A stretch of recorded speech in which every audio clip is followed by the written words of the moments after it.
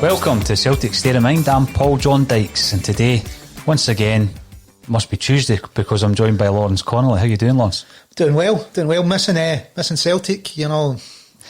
How do you find these international breaks? I know you're not a massive fan of international football, Lawrence. Is it really just you're watching the Celtic players, you're watching the injury updates, you're watching the illness updates? Is that how do you get through a couple of weeks without watching Celtic? You know, it's hard going. You know, what have you got to look forward to? French Eddie bagging a couple, breaking records. Good to see. Yeah. Yeah, hopefully that gives him a bit of confidence. It shows that he's back on the goal trail. Hopefully it translates over to, you know, if he starts away against Hibs, hopefully that does well. COVID situation, you know, what's happening with Aaron Moy, the word is that, you know, I think they will play, even though it'll break Norwegian health rules, but so hopefully they're okay. Scotland qualified, but you know, I didn't see the game. I saw the extra time because the wee one wanted to go out, so I had to take her out. Yeah, McGregor, you know, decent game. Christie scores a goal. Griff, yes, off the bench, bravely takes the first penalty. It was brave, absolutely. You know, because this is a chat I had with Stevie Mullen. Actually, you know, there's certain players who love to take the last one because they want the glory. You know what I mean? And it's a big ego thing. They want to have the glory. They want to be the guy running away to their teammates and all this. Griff went up there and done what he was there to do. And he was clinical. Yep. And, you know, in the second game, just the other night there, you know, when he had that one-on-one, that last-minute chance, he didn't do much wrong with it. It was a cracking save, to be fair. Yeah, it was decent. Boy gets the fingertips to its strong hand, isn't it? And it's, you know, Griff's done well there. Yeah, you know, hopefully, you know, I don't know what the Griff fitness issue is. Well, November, and we keep getting told he's not fit to start. Well, he always gives his goals. He's got impact. Yeah, he's decent with his corners and his free kicks.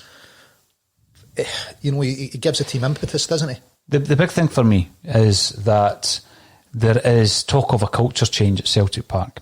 Now, the culture first time round had to be changed when Neil Lennon left. Ronnie Deila comes in and basically says the team's not fit enough. So where are we now? Are we at a stage where we're trying to change the culture that was implemented initially by Neil Lennon? Because when Lenny's big pal Sutty is giving Griffiths a hard time, and I think he went over the top on that, by the way, Lawrence, in relation to look at the state of his fitness. He's overweight and all this kind of stuff. And apparently they've had words. They've had a telephone conversation about it.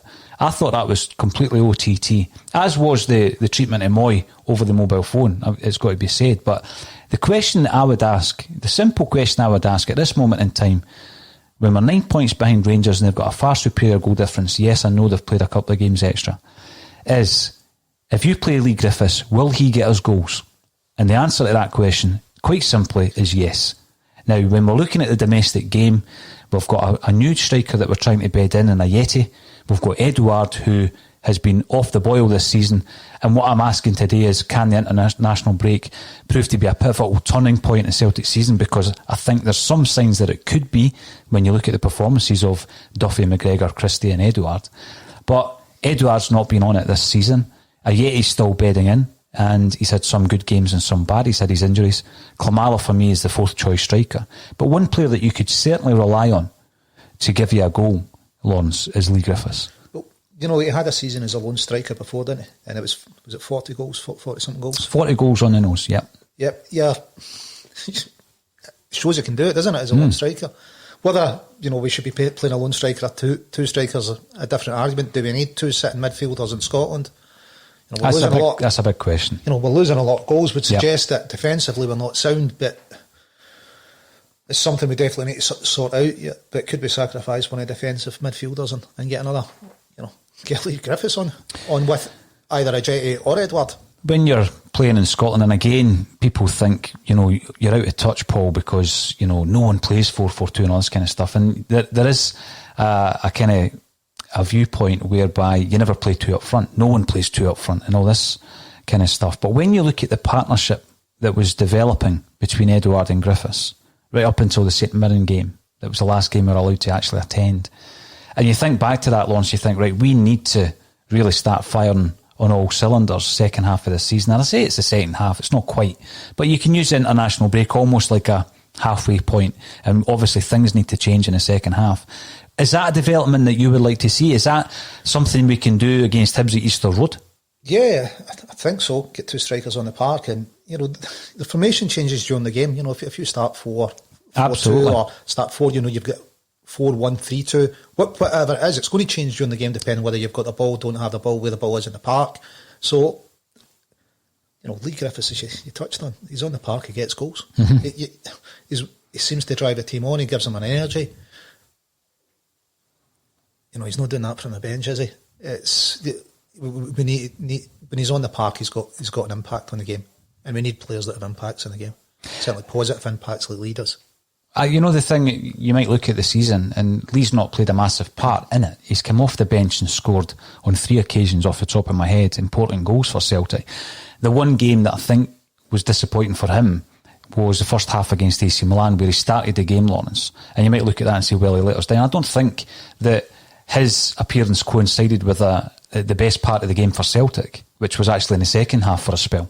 Yeah, well, AC Milan, it's also the standard opposition you're playing against there, isn't it? We don't play AC Milan every week. Mm-hmm. We don't play against that quality defender. So they'll have had an impact on what Lee was doing on that pitch. When he was going away to play the international games, Lawrence, and we think Lee Griffiths having not played for Scotland for 2 years, which shows you the extent of the issues that Lee has faced, both on a fitness level and a mental wellness level as well over that period. It's astonishing, because he's now 30 years of age, and that 2 years is crucial to any player's career. But I honestly think that Lee Griffiths has a massive part to play for Celtic in this second half, as I'm calling it, of the season. When you look at Edouard, and I know he's 22, playing for the under-21s, breaking records, the goal-scoring record he's had with France under-21s has been astonishing. But you were looking at him last night, going into that game, you're thinking to yourself, well, he's not had a great season for Celtic so far. He's not even hit third gear, never mind top gear.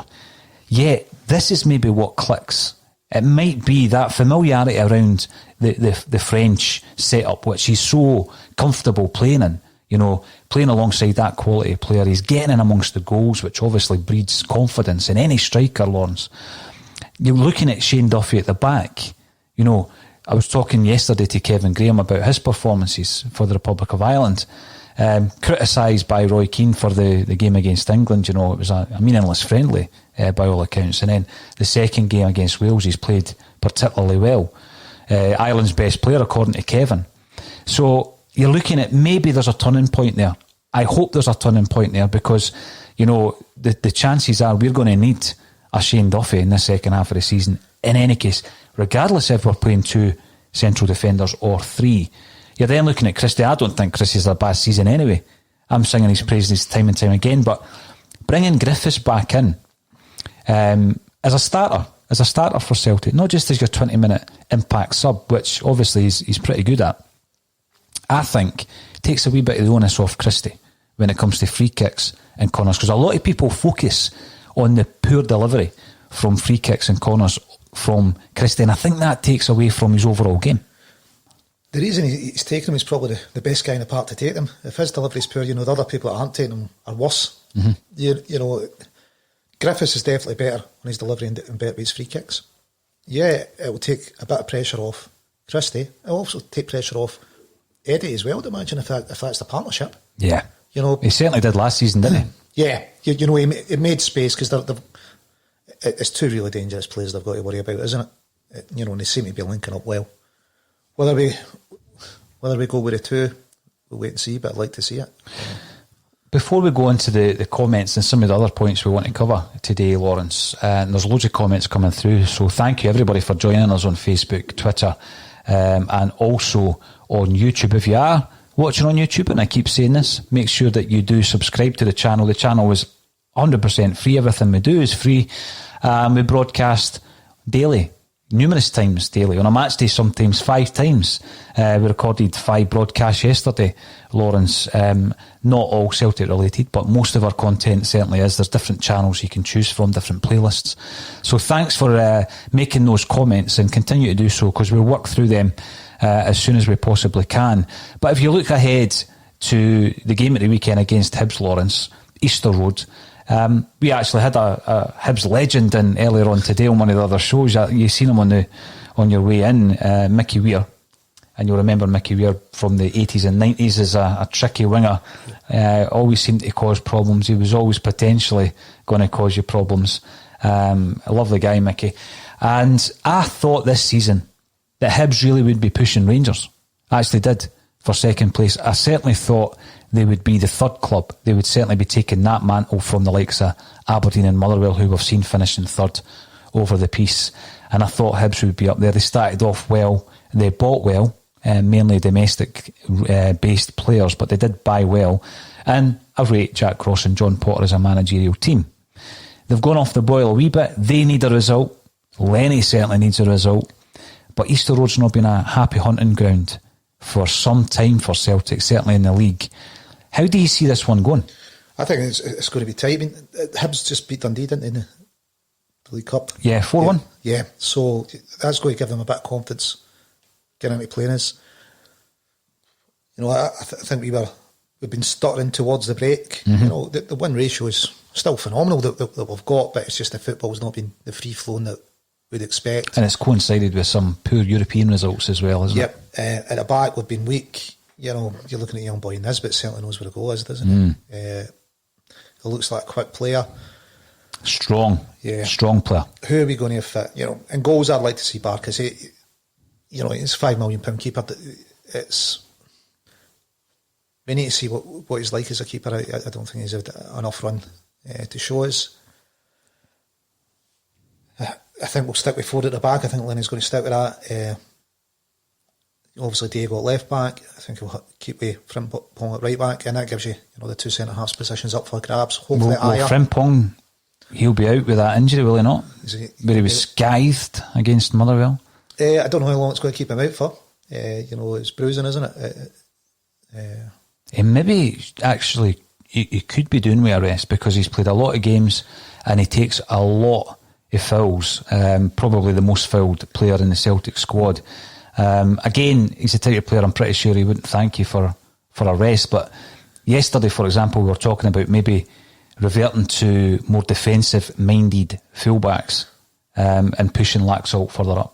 I think you've got a casualty if you push Diego further up. And I like Taylor, but I think Laxalt's head and shoulders above him as a left back or a left wing back. So I think you'd lose further forward. Moyes just hit the goal trail, so it's Moy that you're then talking about sacrificing. So Moy's going to definitely be available. Him and Ayer, that was in news this morning, isn't it? Yeah, that's a boost. They should be available. That's the headline I've seen. I don't know if the Scottish Football Joint Response Group has definitely confirmed that. We'll wait and see. There's been some strange decisions. We need to make sure that players are not going to be jailed, because we were talking about jail time earlier on this week, weren't they, in Norway? It's about, they get released from Norway to come here and self-isolate if they follow the Norway region rules, and now they're not following them.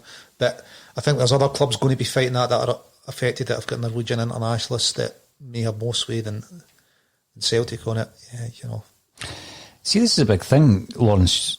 In the past, you've made your feelings known, and they're your own personal feelings in relation to international football. You've been criticised for it. I've been criticised for it as well, even though I'm delighted Scotland qualified, absolutely delighted that they qualified. However, I think this international break and the last one's brought more problems than anything. And although you're delighted that Scotland have qualified, that's tempered by the fact that, we've lost players to illness. It's been an absolute shambolic set of circumstances created from authorities out with Celtic Park. So Norway are scrambling to gather players that wouldn't be in the first team just now to complete a fixture. Mm-hmm. So what value does that give the fixture? If you know what I mean, they've got, all right, you can't play your first team because of COVID, just throw anyone in. Should international, especially friendlies or international football, been going ahead when you're forcing players to mix out? Absolutely not. Absolutely not. For me, I'd rather it been cancelled. But I think we're quite glad of this break in terms of a bit of time to regroup. It's going to come. Test will be against Hibs, see if we can carry on. Against Motherwell, we gave away a lot of chances. It's still a good win, but we gave away a lot of chances. We know that we need to tighten up at the back. Can we get a settled defence, I suppose? But we're sitting a settled defence that starts playing well. Defence as in the keeper, the 4 defenders, it looks like going to be in a defensive midfielder, midfielders in front of them. That's the 3 key areas. If we can manage to assemble the correct personnel, because they're there, the players are there, Lawrence. Yep. And I know that we've suffered pretty badly this season through injury, and also we continue to suffer through injury and illness. Neil Lennon said before the international break, Julien will be back after the international break. There's no way after a serious back injury that you're going to throw somebody right into a game like this game against Hibs. I wouldn't have thought. Lenny's saying he's going to be back. Is he going to start on the bench? Who's your centre half's going to be? Ayer if he's fit, clear to play. Ayer and Beaton obviously they've married up. Duffy was rested, dropped. Lenny didn't want to call it dropped because obviously a big part of the issue with Duffy at the moment is this confidence, this lack of confidence. He seems bereft of confidence to the point where he's not doing the simple things that a defender needs to do as part of his fundamental task and role as a centre half. He's not doing it. And this is the point I was trying to make. He goes out there, let's say he plays well against England, plays well against Wales, and he comes back fully confident. He's got a third game to play. Tomorrow night, I think they're playing. So he gets, and by the way, the Republic of Ireland team are hardly firing on all cylinders. I think it's like 7 games without a win under Stephen Kenny. So he's had a good game. He comes back fully confident. Do you put him back in? I think the time comes where we say, Barkas, you're our number 1. Shane Duffy, you're the centre half, and then you sort out the 2 deep lying midfielders. That's an issue for Celtic also. Are we utilising Callum McGregor well enough? Is Scott Brown's performances actually suffering from playing there also? So these are 3 key areas that we need to get right on the weekend against Hibs, because they're no mugs, and I know the last couple of games in the league they've not been great, but you're looking at the other fixtures, because we've got to do it now. We're looking at other fixtures. You're looking at Rangers playing Aberdeen. Yesterday I got a few comments saying, Rangers will trounce Aberdeen. You never know. Because that's one of the games that you would expect over a season Aberdeen to take something from Rangers. Yeah, Aberdeen's a decent team. They're going to be one of the nearest. They're going to be top 6, aren't they?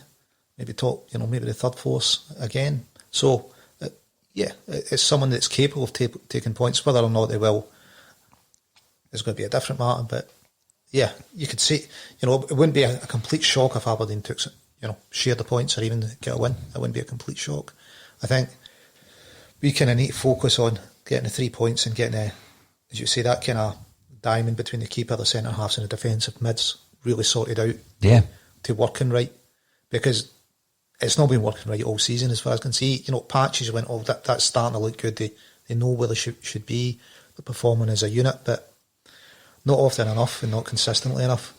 Which, the firepower we've got, we're generally going to have the firepower to win games. Yeah. But sometimes when you don't play well, if you leak a goal at the back or leak 2, you're dropping either 3 or 2 points.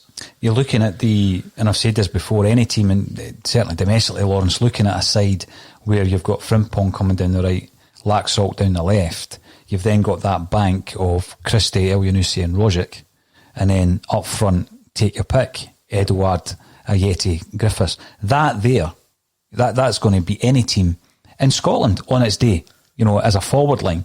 But behind that's where the issue has been. So you've got another 5 players to sort out there.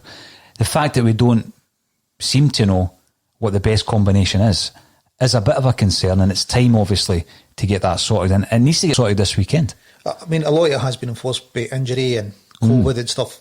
Part of that's going to have had an effect of who we can play. Good mention to young Welsh. He came in. I don't think he let us down, and obviously started as We don't have a reserve team, but, he was listed as a reserve team, not as part of the first team squad. He's come in and done well, I was impressed with him. Yeah, we need to get settled, but we're looking to go over these injuries. I don't think there's been a team in world football that's had as many COVID-related incidents as ourselves so far. Players denied to them. We've had a lot of injuries in that part of the park as well, so hopefully we've had our shares. If these things even themselves out over the season, hopefully we're kind of putting in... Just like the refereeing decisions. Aye, well, that's another subject entirely. We'll look at Frimpong. There's been at least 2 red card tackles on him this season that haven't resulted in red cards or reviews by the compliance officer, and you're kind of going, well, wait a minute here. But then again, there's another compliance officer on our way. So that's the third one. Resolution 12 still isn't dealt with. It's still parked with the SFA, who have said they don't have jurisdiction over it. It needs to be the court arbitration in Sweden, and I think the Resolution 12 is now Resolution 11, going back in front of the Celtic AGM. December the 14th, is it? Yep, December 14th online. I believe the Celtic board's recommended to vote against it. But the kind of bigger thing is, did the SFA seriously not have jurisdiction over a member club? Is that the only member club that they don't have jurisdiction over? Is it only on this particular issue? I think it's... there's obviously a different set of rules for that club compared to every other club by the looks of it. That can't be right. The thing that concerns me, there's obviously a group of very dedicated people, Lawrence, who are keeping this thing burning, keeping this thing alive, and all credit to them, incidentally, because so many times you've heard over the years of fights that they end up just dying out, Lawrence, because it does take a lot of time, effort and money, because there's been a lot of money that's been required through the legal channels to keep this thing alive. And these are simply Celtic people with Celtic's best interests at heart, and that can't be overlooked. It's not about one-upmanship, it's about doing the right thing.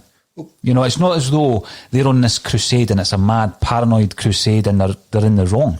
What the Res 12 guys, maybe they'll be renamed Res 11 guys, have done, is the right thing. And they're actually doing it on behalf of the wider fan base, shareholders, other member clubs. It came out in open court through the Craig White trial that, there was definitely an overdue payable, and the Rangers knew about that. So we've got now who was on the licensing committee, Campbell Ogilvie, Andrew Dixon, and then Rob Petrie, who's the head of the SFA, somehow managed to still grant a European licence to Rangers, which would appear on it against the rules for getting a European licence. So if they were making those kinds of decisions then, were they looking the other way? Did they genuinely get blindsided by Rangers? The tax case was out there. It was a bit an open secret, wasn't it? What decisions are they going to be called to make on in the future, and how can we rely on any kind of impartiality from them? There's just a huge sense amongst a great number of people, Lawrence, that there's too many people in power wanting this just to go away. And the people in power with that influence will do whatever they can to make it go away. Because they don't want, the nuts and bolts of it to become public knowledge. Because obviously, if it does, then a very many people of power will have to come down with it. So they'll do everything in their power to ensure that it goes away. I mean, the last thing that this was when Fergus pushed the Guidetti thing, wasn't it? And that took the president of SFA, I think, 2 SFA internal inquiries cleared of any wrongdoing. But then when it went to open court, the SFA couldn't provide any evidence at all to back up their series of events. And you're going, well, wait a minute. In your own inquiries, you can pass yourself, but you get to open court and you can't provide any evidence. The difference, I'm glad you brought it up. We're not going to labour this, Lawrence, because I know, it is covered in so much depth and with so much expertise with other people, and we all know who they are, and they're doing great to keep this alive. The big difference there was we had Fergus McCann, right? Whereas this is a group of fans. So we don't have that spearhead who is of influence and who is of the club. And that's the biggest frustration, isn't it? Yeah, it's the club that's not carried it forward. And when you read the statements on it, you're thinking, well, why is it not the best interest at Celtic to get what Celtic's legitimately due? Why is it not in the best interest of Celtic if impartial decisions that have adversely affected the club. They've affected the fans. They've affected the club. Aren't called into question. You can't go back and change that, and play that European season again. But you could at least call it out and make sure that checks and balances are put in place that it doesn't happen in the future. Well, that's what, for me though, when a club is saying it's not in the best interest, there's not an appetite for the highest echelons to entertain this in any way, shape or form, and that's clear. That's disappointing to the wider fan base, but also this core group who have kept the fight alive. And we'll discuss it with updates as the updates happen, Lawrence, without a doubt. What I don't want is for people to say, they're going to lose the league this season, so they're going to focus on something completely different. It's not about that. This is relevant, and obviously as it progresses, we'll discuss it as a point on the Axon Bulletin. Of course we will. It's been running for a number of years now, hasn't it? It's not like it's just a talking point. It's been going on forever. I mean, it's the third compliance officer that's now said, job's not for me. No. And is that because these are, serious legal professionals that have maybe looked at it and thought, I'm losing any kind of professional credibility I've got? I'm not putting my name to that, yeah. Is that why they're walking out on it? There's talk that they might now change the job. I've seen the English compliance officer saying, what you need is an ex-police officer to do that job. Who knows? Do you know any? I know a few. But talking about leagues, so Celtic have pulled out the Atlantic League. They've told the Atlantic League that, no thanks, we're not interested, and it looks that Desmond's either interested in the status quo or a British league. He's maybe looking at the situation prior to COVID against the situation coming out of this. And, I do remember a previous interview we did with a financial advisor stroke expert who said all bets are off. So everything you believe to be true before COVID is going to be a different set of rules after it, because, there was no way Celtic could play in the English League, for example, beforehand, because, there's stipulations and regulations that would prevent that. After COVID, once they look at the whole landscape of the game, north and south of the border, who knows what might be the case. I find it interesting when you came in and you were speaking about that this morning, because I was on another broadcast this morning, Lawrence, so I haven't had my usual time to digest some of the news and do some research on it. But I've always liked the idea of I think it was called, was it the G9, where there was 9 countries back in the time of Alan MacDonald, and 9 countries who wanted to play a league. And it was a great idea because there was relegation and promotion. So, for example, if Celtic finished bottom of the league and got relegated, they got relegated back into the Scottish League. And it allowed another Scottish team to go into the Transatlantic League. Well, there was, back in the 1890s, 1900s, I don't know, what would you call that first decade of a century. But Celtic were in talks about a European League then. And the only thing that scuppered it was the travel times that were going to be taken. So it's something Celtic have always had an eye on. But I think if Celtic have said no thanks to the Atlantic League, they're not cutting off that avenue without knowing that the possibility of something of a British league. Something else. And politically, could you see the UK government actually, would a British league suit them as a kind of counterbalance to Scottish independence? Would they say, well, look, maybe this is what we need to tie it together? Would that be, for a unionist government, would that be something that it becomes a political decision? Yeah. So you're not allowed to mix politics with football. Remember that. Well, Michael Davitt used to, but... Oh, yeah. Stephen Forbes, welcome back, Stephen. It's always a pleasure to get your comments on YouTube. Following the This Is Our Story Inside Hearts BBC documentary, a similar inside look at Celtic this season would have been fascinating, especially in recent weeks. Now, Stephen, if you think about it, the Celtic media team probably are, at this moment in time, filming something for 10 in a row. I don't think it was going to be a fly-on-the-wall documentary, but by God, that would have been box office viewing, would it not, Lawrence? It'd be amazing to actually know what's going on, because we're guessing injuries and COVID and why certain players aren't playing, and it's not like Barfield, you could go and watch the training, and Lennoxtown you have to stand up in the hill and look through the fence and you catch a glimpse. It's to get it's a bit windy up there. Aye, to get kind of the inside story on it, it'd be great. Other cliques in the team, there seems to be suggested. I was reading something last night.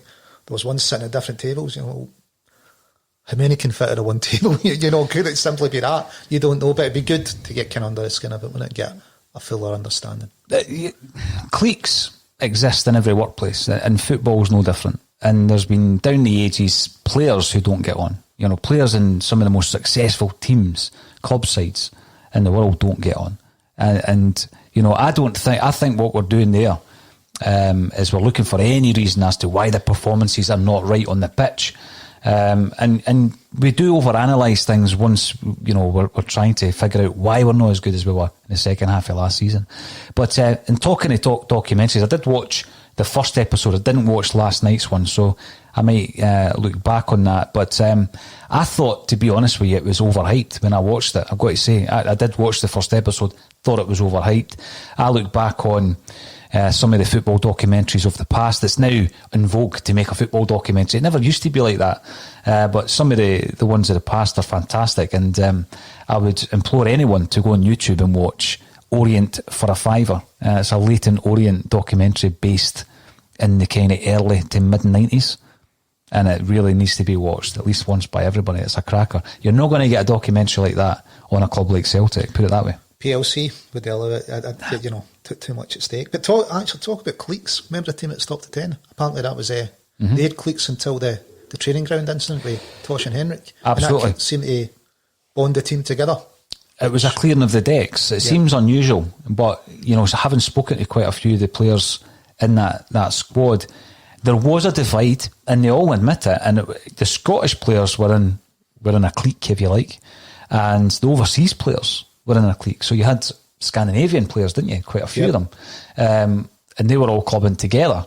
And then at Barrafield, it basically was what they called the stiffs against the first team. So Tosh McKinlay wasn't getting a game; he's playing for the stiffs in this bounce game.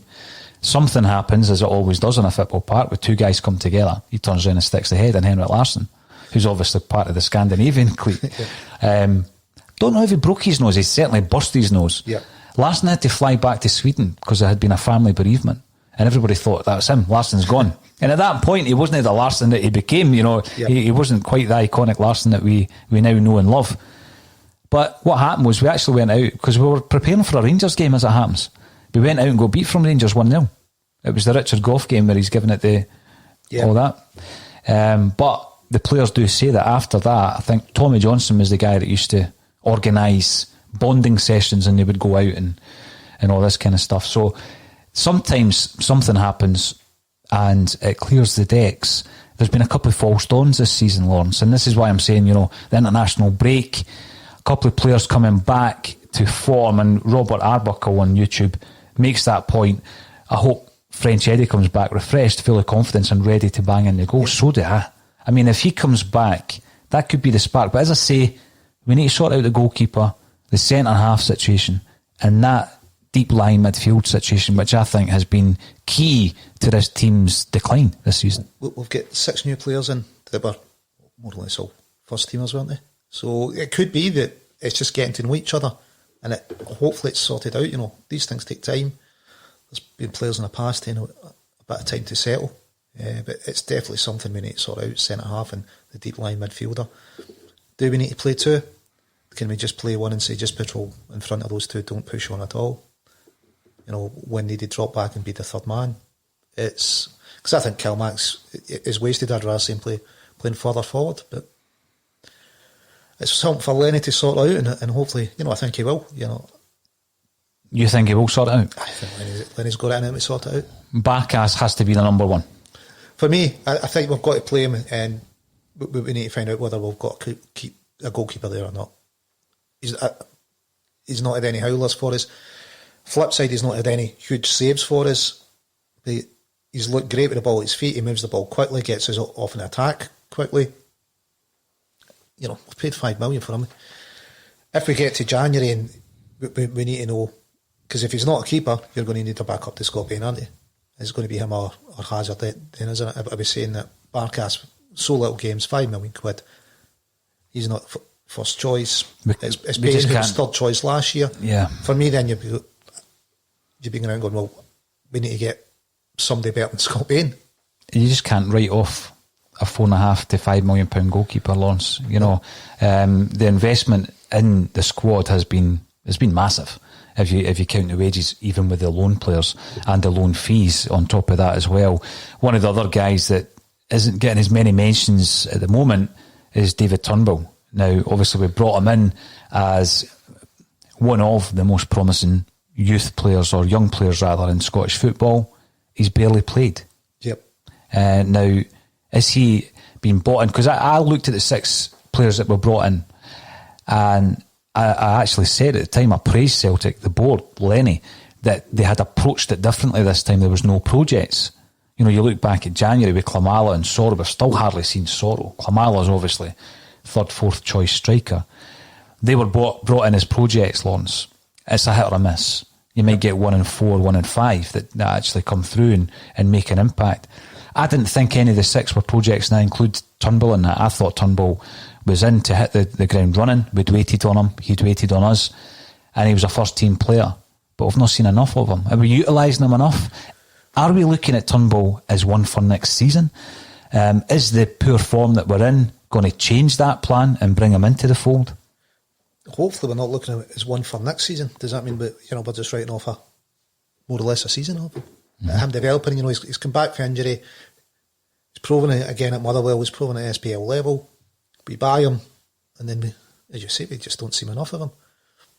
Is it because the team's struggling, he wants him to put him into the team when the team's playing better? But is it easier to introduce somebody when the pressure's not going to be on him?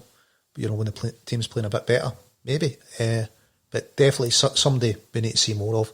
I'd have thought he was coming in as a first teamer. Someone that, if he's not starting every week, he's getting minutes from the bench every week. I hear a lot of people, and on the broadcast as well, commenting about the names that crop up often. Luca Connell and Sorrow. I'm sorry, but I don't agree. I don't think they're on the same kind of level as Turnbull in terms of first team opportunities. I don't think that they are that close to the first team. Sorrow, I've liked what I've seen with him. We've not seen a lot, but he was definitely a project player when he came in. What's happening in training that would put him above it? Luca Connell, he's got first team experience with Bolton, but I don't think he's anywhere near. He's not going to replace Laxalt or El Yunusi, is he? No, I don't think he's anywhere near the first team. Turnbull or Sorrow are obviously, they're getting bench spaces, but you'd have thought Turnbull was going to be ahead of Sorrow in the pecking order, but who knows? What positions are we going to use them in? If we're going to use them, it's kind of hard one to see. We're bottom, but we're not playing them. The thing again is you've got the scenario of us going into Easter Road. It's a stadium that Turnbull's familiar with. I mean, that isn't like throwing him into a pressure-filled situation. There's going to be the pressure associated with any game that you play for Celtic.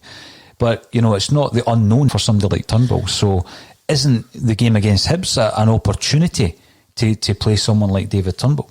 He definitely knows the league and he knows the teams he's playing against. As you say, there's a pressure with Celtic, but there's an added pressure when Celtic aren't playing well and are chasing in the league rather than being at the top of the league. So is Lenny, where does he see Turnbull playing? Does he see him as a replacement for one of the defensive mids? Does he see him as an attacking mid? Where generally does he see him fitting him into his team? I think he would be viewed more offensively, higher up the pitch. There's a comment coming through. I'm going to get to it in just a moment from Red Scotland. But before I do that, from Facebook, Hibs, very hard game. Past 6 games, their only manager to win was Neil Lennon. That was in the Cup just after he took over. Brendan Rodgers couldn't win in 3 games at Easter Road, 2 defeats and a draw.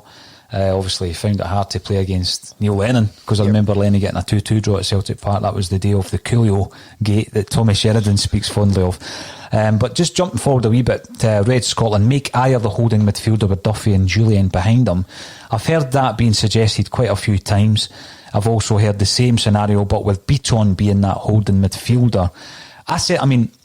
There's this big kind of debate around Ayer because he originated further up the park. At one point he was in the midfield, he was an attacking midfielder, now he's playing centre half. I don't subscribe fully to the fact that we can revert him back to a midfielder. I think we've found his position. But I think the player that could benefit in there is Beaton. I think Beaton could be that holding midfielder, Lawrence. His reading the game's really good. His ball retention's brilliant. He always finds a hook jersey. He more naturally drops back to be the third man. When the full backs are pushed on, so you've got then 3 at the back. it's a bit of extra height, which is a team, we're not a tall team as a team. But, it's perhaps why we lose a lot of goals from set pieces. That's why we've brought in Duffy. Well, to be fair, the centre halves have got the height, Yeah, so we've got 2 tall centre halves. 3 if you count beating, and we play 3 at the back, or we play him as a holding midfielder. I think we talked about this before. I think our team's just over 6 foot. Tom Rogic just over 6 foot. You get two small fullbacks, whether that's Diego, Taylor, or Frimpong. McGregor and Brown. You keep forgetting Ralston when you're talking about right backs. Yeah, maybe it's a reflection on how close they be starting at right back is. I don't know, but he's only 5'10" or something. He's not tall, is he? Yeah. Then it's the same with Brown and McGregor. They're not particularly tall. Moyes 5'10". Griff isn't tall. I think I'm not too sure, but French Eddie's maybe about 6 foot. I'm not too sure about it yet. So yeah, as a team, we're small. If you look back to the Martin O'Neill teams, they were giants compared to that, weren't they? Yeah, they certainly did have the height. Some great points coming through. Michael Cavan, who is commenting on YouTube. Thanks for joining us, Michael. No international breaks now till next year, so all systems going for the seasons we push on now. I am of that mindset. I'm thinking this is the final kind of chance saloon to get it right now, and we need to really go hell for leather. I still look at the squad. Will we strengthen in January? I won't take that as a given. I think the kind of view was, let's get it done early. It wasn't early enough for Europe, of course, but let's get it done early. Let's get the business in. But it's just not worked out. And I don't think anyone's seen that coming when you looked at the 6 players we brought in. Listen, we strengthen in January. I suppose it's going to depend a lot on what happens between now and January, doesn't it? Where football as a whole sitting, COVID related, are fans going to be anywhere near back to the parks? Obviously there's talks of 2 vaccines now, which would suggest that probably would get people into grounds at least for next season. Where we're sitting in the league is going to depend whether or not we strengthen. How Barkas plays, again, if we sell anyone, and sometimes, bids comes in and players want it away. A lot of the time there's not a lot you can do as a club to stop that happening. So, as we sit just now, do we need to strengthen in January? Well, I don't think so. We just need to, definitely got the personnel to win the league. We just need to get them playing as a team. And we've got between now and I suppose the transfer window to prove that you can hopefully go on, and win every game, get us a 4th treble in a row, back to top of the league, and then your January. Are you really looking to strengthen then? Well, we will wait and see. I mean, we've been hammered by injuries. Obviously, Julien's the next one to come in. I think after him, we'll probably be looking for Mikey Johnson to come back. Obviously, Frimpong, hopefully, will be back soon after the Motherwell shocker of a challenge. Forrest is out for, I think, another 7 weeks. So we've really been horrendously hit by injury. But the key for me, Lawrence, is the people coming in to replace these players, should be of a standard that should still be negotiating, certainly the domestic game, but down to bad form of Duffy, the man who was meant to come in and shore everything up, and various others, Edward being the case in point. We've not been able to get that momentum going. I think it would be great. It would be great to see Neil Lennon with a full complement of players. And how he shapes that, because then there's no excuses. We can't blame it on illness. We can't blame it. And let's see if we can start to manufacture and engineer a run that we all know every game now after this international break is like a cup final, and we obviously have the cup final to look forward to in December. So between now and then, that would be your short term kind of focus. Yep. You're winning your games to get the momentum, and the players will want to be playing in the cup final ones. Oh, definitely. 4th treble. That's got to be, will any club anywhere in the world ever match that if we do it? 4 domestic clean sweeps in a row. Doubt it.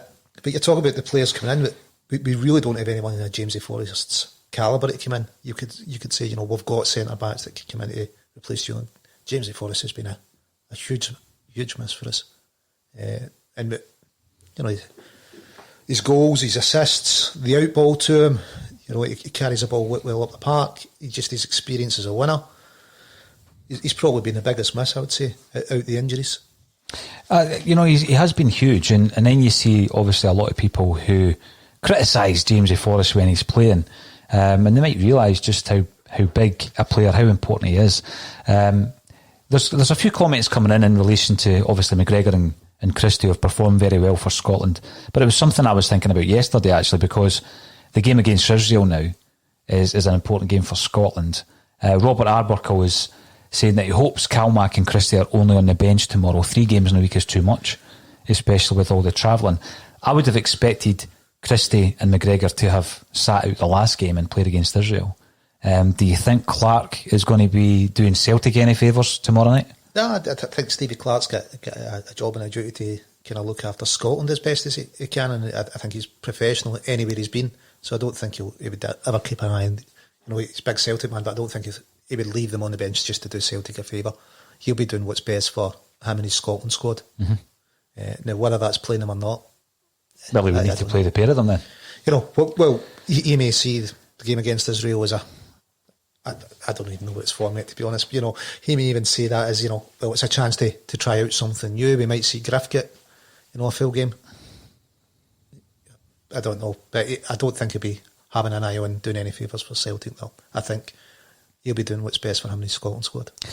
Ryan Christie. Now, there's a player that I have championed as often as possible on this podcast. I get a bit of stick from Colin, actually, for that, because Colin can be critical of Ryan, as can a lot of Celtic fans. But I do think he is key to any success we have this season. He's obviously elevated his profile, after his performance against Serbia. And obviously, the interview afterwards probably added to that. That was his 15th cap. He won his 15th cap against Slovakia. 112 games for Celtic he's now played, 36 goals, 34 assists. So, he's been involved in 70 goals in 112 games. I think that shows you the impact, the creativity, the style and the type of player that he is. Interestingly for me, domestically, we've not lost a game this season with Ryan Christie and the team. Last season in all competitions we lost just 3. I know we don't lose many games. But I think it's key. I think Ryan Christie is key. And, I would hope selfishly that he's not playing tomorrow night, because I want Ryan Christie to be firing on all cylinders for Celtic against Hibs at the weekend. You talked about culture change earlier. One of the things Lenny said when he comes in, he wants players to be taking shots earlier, taking more chances, rather than the Brendan ball of, we recycle the ball. Just the keep horseshoe the ball continually, Christie's a boy that seems to be following Lenny's instruction. He's getting the shots off earlier, he's playing the riskier passes. Is that part of the reason he's getting such good stats? He seems definitely bought into that culture change, shall we say. Mm-hmm. You want Ryan on the form he's on to play every game for Celtic, don't you? You can't blame, and this is a big thing again, it's something that I spoke to, just continually name dropping, but you speak to players that played alongside Lou Macari and Davy Hay for Celtic.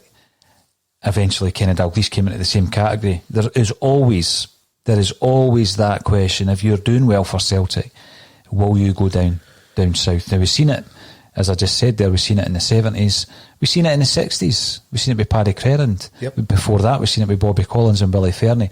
You go into the 1980s and it's Charlie Nicholas, it's Brian McClare, and it goes on and on. It's always been there. There's always been that. Even with some of the players that didn't come through our own ranks, the likes of Van Hooijdonk wanted to move to England, Di Canio wanted to go down there, Collins ended up down there via Monaco.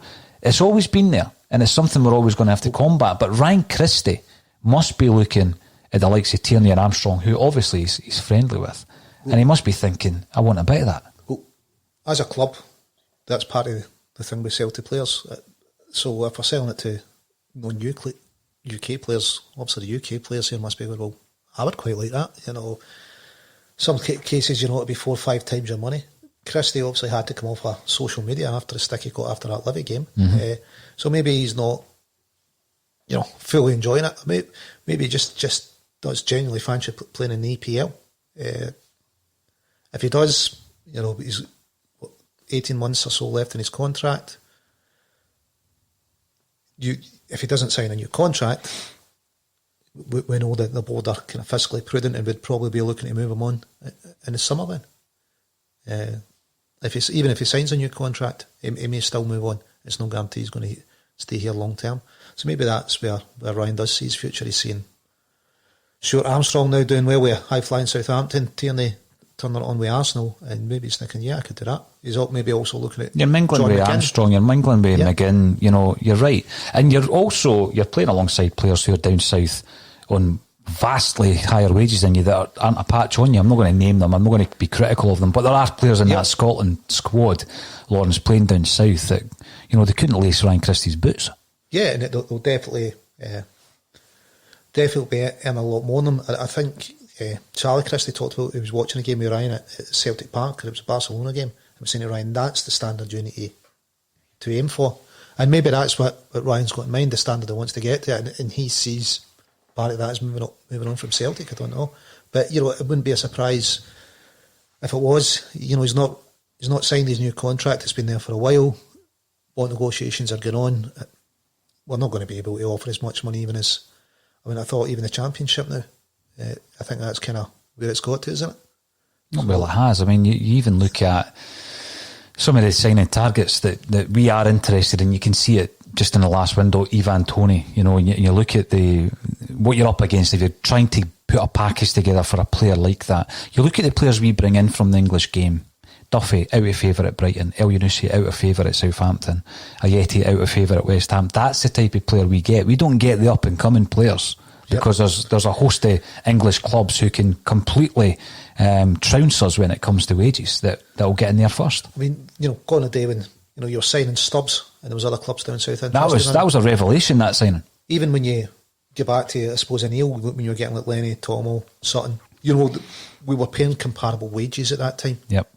Those days, they'll never return. At the moment. They'll never return. Well, Welsh were in the Scotland game. They'll never return. Yeah, Welsh were in the Scotland game. So maybe the development with us saying no to the Atlantic League and Desmond saying no, status quo, British League, maybe they're closer, because I would have thought it'd be just reading into it. For us to say no to the Atlantic League when they've got. I thought it was a more possible destination. And they've got billions of pounds apparently worth of commitments to it if it goes ahead, which will be from sponsorship, TV companies, whatever.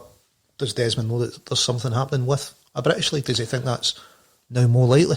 The big thing that will decide that, Lawrence, is you look at the situation financially in English football. There's 25 clubs apparently staring down the barrel of a gun that might not see out the season. 25 clubs. Now, when you're looking at that, that's a huge amount of clubs that the whole everything's just going to disappear, because in England that's what happens. Now, in Scotland, you're going to have clubs that, if there is going to have to be a stabilisation period where they need clubs that are still in business to make up what they see as their top division, top two divisions, then it might be back on the table. People think you're barney if you talk like that, but going back to the interview we did on this podcast a couple of months back, where it gets to the point where what you now know is the reality won't be the reality after COVID when it comes to football. So the goalposts will be moved. And perhaps, that development, I don't think you're looking too much into it, because if there was a possibility of the Transatlantic League working and helping Celtic to manoeuvre their way out of Scottish football, we'd be all over it. Yeah. And so, as I touched on politically, it's would be good for the UK government if that happened, wouldn't it? If there was a British League, if they'd done away with it. They might use it as a political angle as well, Lawrence. That they would take advantage of that, I'm pretty sure. Now, Philip DeMarco's made a great point. Afternoon, lads. Afternoon to you as well, Philip. The chat the last few episodes, on and off the camera, has been top notch. I think that's because there's a wee delay in this going live, so we could be chewing the fat for a couple of minutes and we don't even know it. But hey, that just adds to it. It just adds to it. And from Facebook, why did Griffiths only play 22 minutes in 2 games for Scotland? Now, I'm going to say it's down to his fitness. Well, it's 2 squads and it's the same thing. He's not getting full time. So who's ahead of him in Scotland? London Dykes and McBurney. At the moment, yes, but again, that's Stevie Clark's decision. But that would appear to be the case. Dykes is scoring goals. I suppose if a striker's scoring goals, how do you keep him out of the team? Dykes has been a real find. He's been a real find. Now, what I find interesting, I'm not saying I regret us not going for him and all this and that. There's certain players that you would never have thanked Celtic for buying, and he's one of them. But then you watch him playing for Scotland, you think Stevie Clark's playing him exactly how he needs to play him, and he's getting a good tune out of him. He's playing a system that suits the players, doesn't he? Yeah. That suits him. But then again, Lee Griffiths can lead a line as a sole striker. I mean, he's a 40 goal in Scotland as a sole striker. Mm-hmm. Is it fitness? If it is, for November, and the player would have to take a big chunk of that responsibility if it's fitness. Sutton slagged him, the state of him. I'm looking at a picture of him thinking, didn't look overweight to me, but what do I know? Don't have a BMI reading or VO2 max or know anything about. You see him on the park. He doesn't look particularly unfit or overweight. There's other players in Scotland that you can tell are carrying a few extra pounds, but I don't see that with Griff. Is it fitness? Obviously, that's kind of physical fitness. Is there another fitness issue to it? I don't know, mate. But maybe Clark's just got Dykes is scoring goals. I want to give him a run. I know what I get with Griff. Why? So McBurn is in front of him. It's anyone's guess. Do you think it would benefit Lee Griffiths maybe by getting 60, 75 minutes tomorrow night for Scotland? At this stage, I'm thinking, how does this benefit Celtic?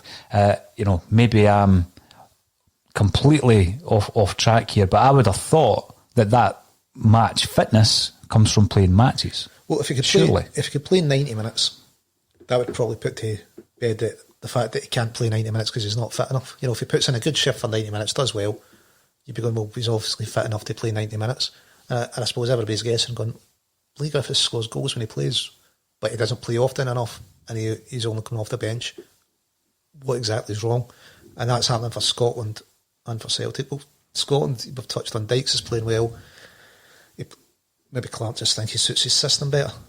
That's it. With Celtic, you're looking going, geez, but I always knew Dykes was a player. We always knew that he was a player. Comes from good stock. You used to think it comes from good stocks. David Bradley is commenting on YouTube. Spot on, Paul. Christie could get 70 grand a week down south. Now, this does beg the question: who was the last Celtic player who didn't fly the nest, who didn't look for the bigger wage, who didn't do that? Who was the last Celtic? Was it Paul McStay? Jamesy Forrest hasn't. Cal Mack hasn't yet. I don't think Forrest will. Both of them are yets. Question mark over Callum McGregor. Both of those are yets, but they've given us some serious service, haven't they? Oh, no. It's not like they've come in, they've had a couple of good seasons, right, I'm off. If either of those players was to leave now, I think they would be a different category because they're leaving quite a bit late in their career when they've given a lot of service. You look at sometimes I hark back, but sometimes there's learning and harking back, right? So you look back at the greatest side Celtic have ever had, and some of those players, Lawrence, were very close to moving down to the English game before Jock Stein came in. So Billy McNeil had a transfer lined up. Yep. He was going to go to London. You had Jimmy Johnston, who was, attracting interest from Tottenham Hotspur. So these players were genuinely considering leaving Celtic for the move down to England until Jock Stein came in. Well, there was no success at that time. Was there? 65 when he came in was the Scottish Cup one, and they started to turn it around. Paddy Creran was obviously, he was related to Charlie Gallagher and Millennial, wasn't he? So a lot of the players were known from the Glasgow football scene to each other. So it wouldn't have been unusual for them. There's always been that allure of the English game. It's success, it's money. Celtic have never particularly been known as great players. I think when they tried to sell McGrory to Arsenal, when McGrory refused to go, they come back and cut McGrory's wage, and he was the worst player paid member of the Celtic's first team because he wouldn't move on. So I think a lot of that just goes with the way the families used to manage Celtic in those days, wasn't it? Only 20,000 at a game today. You couldn't move in Celtic Park, and you're like, 20,000. Wait a minute, where would you put the other 50 odd if they turned up? I know. I mean, see, when you're thinking though, I had a very, very interesting discussion about this yesterday, simply because Neil Lennon brought up the question of culture. I think we've both been involved in businesses who have had to implement cultural change specialists to come in, and I think that's why when I heard that comment it really, really surprised me, because you know what that actually entails to change a culture. It's not as though you turn up one day and say, right guys, we need to change the culture of the club, and then it happens. But I was talking yesterday to a very experienced Scottish journalist who's been in the game 40 years, and I says to him, that I think Tierney did have the Paul McStay mindset. I actually do believe that he did have the Paul McStay mindset, and he wanted to be at Celtic for 10 in a row, and he wanted to be the most decorated Celtic player and play more games than anyone else. I honestly believe that until Brendan Rodgers came in and changed the mindset of Kieran Tierney. And I think he also changed the mindset of Callum McGregor and potentially of Ryan Christie. Well, Rodgers talks about that, talking to players about, you've got to make the best for yourself, you've got to challenge yourself. So I think it's without doubt he's certainly put those ideas into their heads if they weren't already there. That you should actually be going, you should be doing better than this. We got a lot of money for Kieran. Are we always going to sell? Just now that the financial disparity is such that you're looking at another Charlie Nicholas situation where he was going down and get 5-6 times his wages. That's what we're talking about again, isn't it? That's how big a disparity it is, isn't it? Mm-hmm. Mm-hmm. But the players want to move on. There's a lot of pressure comes with playing with Celtic. You're expected to win every game, because I think I was reading an Arsenal fanzine or online article, and they were talking about the players' reaction to Tierney in training, how he wanted to win all the time. And the Arsenal players were like, well, wait a minute, what's going on? Because they didn't have that expectation level on them. And it was, so that mindset that kind of Kieran brought down there has definitely benefited them. So maybe it's stepping out of the pressure. There's Stuart Armstrong, he's now doing well with Southampton. He's on a lot more wages. He certainly won't be feeling the kind of pressure that he was getting playing for Celtic. So it could be a combination of factors. Some people just... But, money's got to play a huge part, hasn't it? If you're... what Celtic's top wage is going to be, 25,000 just now. Can we offer that on a new contract with the way COVID's sitting? I think it becomes a frustration for players who are on, let's even say, the average wage at Celtic, maybe not even the top earners, and then we bring someone in like Shane Duffy who is on big wages. Yep. And then you're maybe looking at him and saying, what are you contributing compared to what I'm putting into this? Because you look at it, Christie, there's 70 goals and under 120 games he's been involved in, either as the creator or as the goal scorer. I mean, that's a phenomenal contribution to Celtic's success. He's scored winning goals in League Cup finals. I mean, and the thing with Christie is there's this instant reaction if someone refuses to sign a contract. All of a sudden he's selfish. All of a sudden he shouldn't be taking that shot. He shouldn't. And you think, well, actually he should be taking the shot. The one thing I would change about Christie's game, I would take him off the corners and the free kicks. 100%. There's a reaction of players don't sign a contract, but it cuts both ways. Celtic don't offer everyone on their books new contracts. There's unfortunately Daniel Church just set up with Dumbarton, isn't it? 12, 13 years at the club. Yep. Never get a game, and he's off out. So I suppose players to an extent do need to look after themselves, don't they? And if they feel they're being unfairly treated, or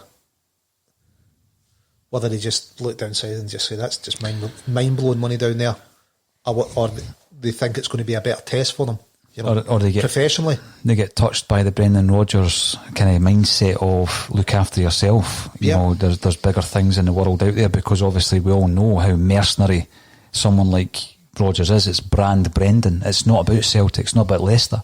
Everybody knows if someone else was to give him a wee wink elsewhere and it was a bigger job than Leicester, he'd be gone.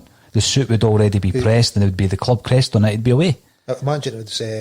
He thinks Gunner goes exactly. He thinks his destination's Real Madrid. That in Brendan Rodgers' mind, that's where he sees himself. So Celtic were a stepping stone. Leicester are a stepping stone. Man United, you're absolutely right. He'll be looking at the odds for managers losing their jobs, and he'll be right in there. He'll be wanting to run FIFA. I don't think he would stop at Real Madrid. It's just, he just. But maybe that's what's bred the success in him, is having that that's part of his makeup, isn't it? Everyone's different. Maybe that's if that's what drives him and makes him so successful. Certainly the first 18 months under him. Domestically. Good. Yeah. Domestically, yep. Absolutely. The rest, it wasn't as good as the first 18 months, but maybe it comes down to what Strachan was saying. Managers have got a shelf life, and it's, with a big club, and it's kind of 3 years. Maybe there's some truth in that. Teams get used to playing against you and what kind of tactics you like and perhaps you become stale. Possibly. Now, it's never stale when you're around, Lawrence, and thanks again for coming in on a Tuesday to join us on a Celtic State of Mind's Bulletin. Thank you everybody for commenting on the social media channels, Twitter, Facebook and YouTube. Please subscribe to YouTube. We're pushing it up with a target of 5,000 by the end of the year. We've got a few prizes, which we'll talk tomorrow about. Simon Donnelly will be joining us on the Axom Bulletin tomorrow at 12:30, so I look forward to catching up with Sid. We'll be talking about what he's been up to during the lockdown as well. But all that's left for me to say is thank you once again, Lawrence Connolly, for joining me on a Celtic State of Mind. Thanks, Paul.